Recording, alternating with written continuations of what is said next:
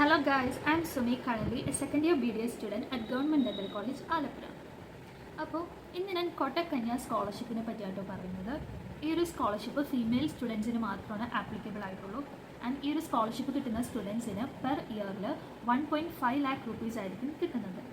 അപ്പോൾ ഈ ഒരു സ്കോളർഷിപ്പ് ആർക്കൊക്കെയാണ് മെയിനായിട്ടും ആപ്ലിക്കബിൾ എന്ന് നമുക്ക് നോക്കാം. +2-ൽ 75% മാർക്കോടുകൂടി പാസ്സായി ഈ ഒരു വർഷം പ്രത്യേകം ശ്രദ്ധിക്കുക, ഈ ഒരു അക്കാഡമിക് ഇയറിൽ ഏതെങ്കിലും ഒരു റെപ്യൂട്ടഡ് കോളേജിൽ പ്രൊഫഷണൽ കോഴ്സിന് വേണ്ടി ജോയിൻ ചെയ്തേക്കുന്ന ഫീമെയിൽ സ്റ്റുഡൻസിനായിരിക്കും ഈ ഒരു സ്കോളർഷിപ്പിൻ്റെ എലിജിബിലിറ്റി ഉണ്ടാവുക.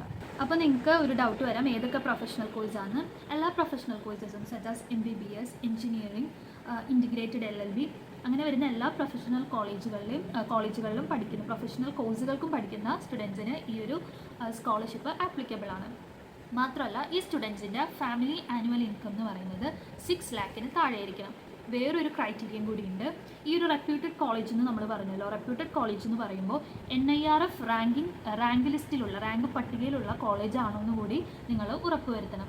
ആ ഒരു റെപ്യൂട്ടഡ് കോളേജ് ലിസ്റ്റിലുള്ള കോളേജുകളിൽ പഠിക്കുന്ന സ്റ്റുഡൻസിന് മാത്രമായിരിക്കും ഈ ഒരു സ്കോളർഷിപ്പ് കിട്ടുക. ചില കുട്ടികൾക്ക് ഒരു ഡൗട്ട് ഉണ്ടാകും, സെക്കൻഡ് ഇയറിലായ കുട്ടികൾക്ക് ഇനി ഈ ഒരു സ്കോളർഷിപ്പിന് അപ്ലൈ ചെയ്യാൻ പറ്റുമെന്ന്. എന്നാൽ അതിൻ്റെ ആൻസർ എന്ന് പറയുന്നത് നോ ആണ്.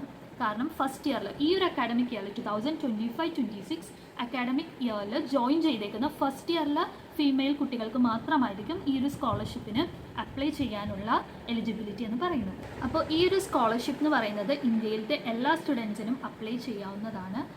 ഇനി നിങ്ങൾക്കൊരു ഡൗട്ട് ഉണ്ടാകും, NIRF റാങ്കിങ്ങിൽ വരുന്ന കോളേജുകൾ ഏതൊക്കെയാണ്?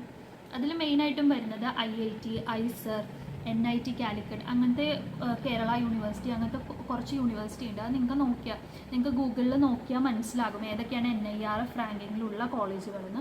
അപ്പോൾ ആ കോളേജുകളിൽ അഡ്മിഷൻ കിട്ടുന്ന സ്റ്റുഡൻസിനായിരിക്കും ഈ ഒരു എലിജിബിലിറ്റി ഉണ്ടാവുക. അപ്പോൾ ഈ ഒരു സ്കോളർഷിപ്പിൻ്റെ ലാസ്റ്റ് ഡേറ്റ് വരുന്നത് October 31 ആണ്. അപ്പോൾ എല്ലാവരും എത്രയും പെട്ടെന്ന് തന്നെ ഇതിന് അപ്ലൈ ചെയ്യാൻ നോക്കുക. സോ നിങ്ങൾക്ക് എന്തെങ്കിലും ഒരു ഡൗട്ട് ഉണ്ടെന്നുണ്ടെങ്കിൽ you can contact me on my insta, അല്ലെങ്കിൽ you can comment below in the comment section so that I will reply soon.